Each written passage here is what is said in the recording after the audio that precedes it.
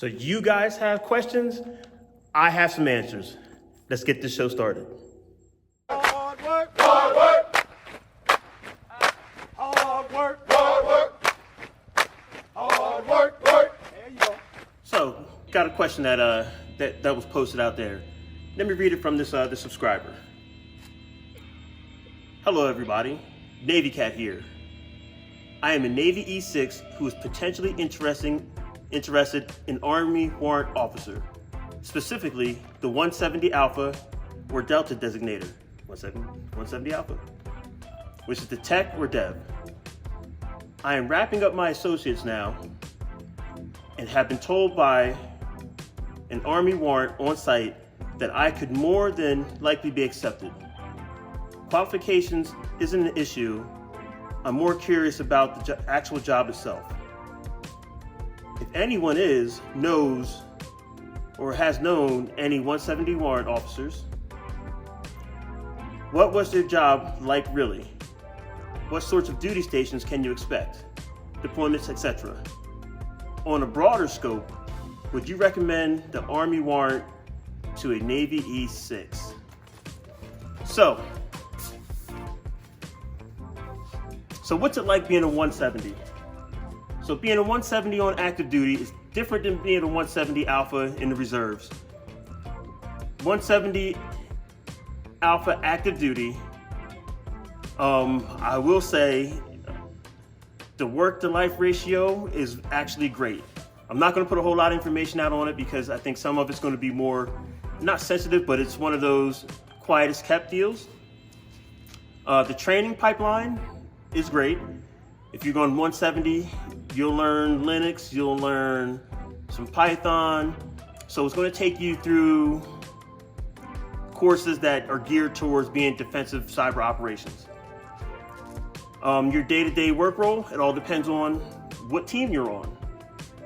On the active duty side, there's different teams.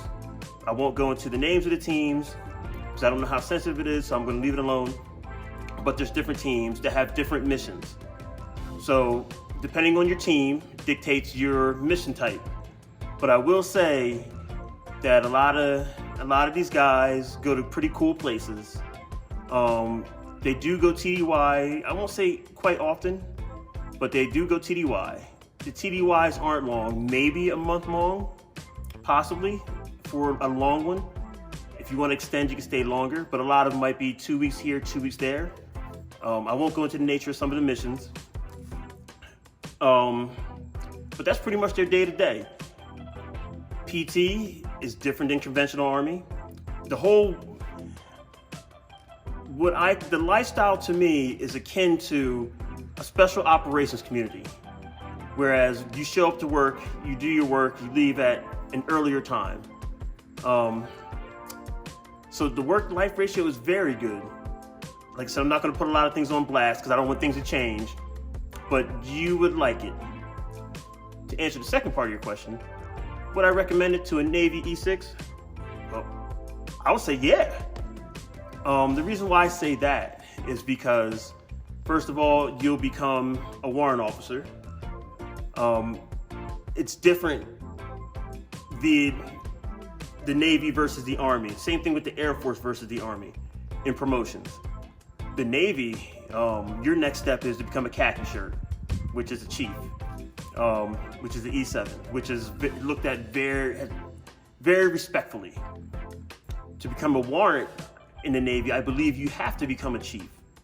So, or a warrant officer. You have to become a chief, E7, to become a warrant officer. So you're going to be rated on you guys take tests.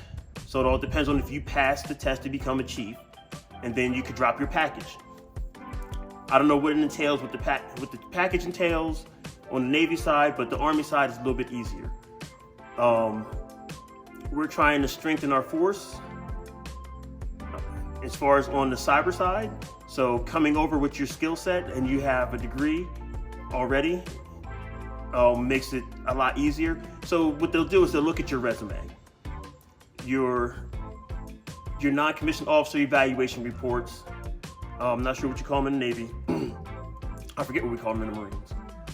Anywho, They'll look at that and all of your credentials that you have. If you have a degree in computer science or if you have certain certifications, they'll look at all of that. And then also there's an assessment you have to take. So you'll take the assessment. As far as coming over to the Army side, we have the street to seat. So what I believe what they would do is most likely put you through the pipeline because you're already in the military. I'm not sure about a course to kind of bridge the gap, but what they would do is they would make you a warrant officer candidate. You know, you'd be in your limbo state.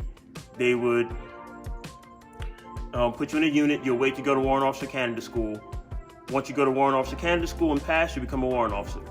Then they'll schedule you for your school, you know, your warrant officer basic course, and you'll go down that pipeline. So would I recommend it to you? Yes. The mobilizations or deployments, I say it all depends on your teams, but they're not like your standard 9 month to a year deployments. I'll say that much. Can it be? Yes. But typically I haven't seen it like that. You know, so I'm not going to drag this out. So to touch on what you asked, I mean, what's the job really like? So what's the job like? So it depends on the team, dictates what you're going to work on. A lot of it's going to be you'll have data that you're going to use a SIEM you're going to parse a lot of data.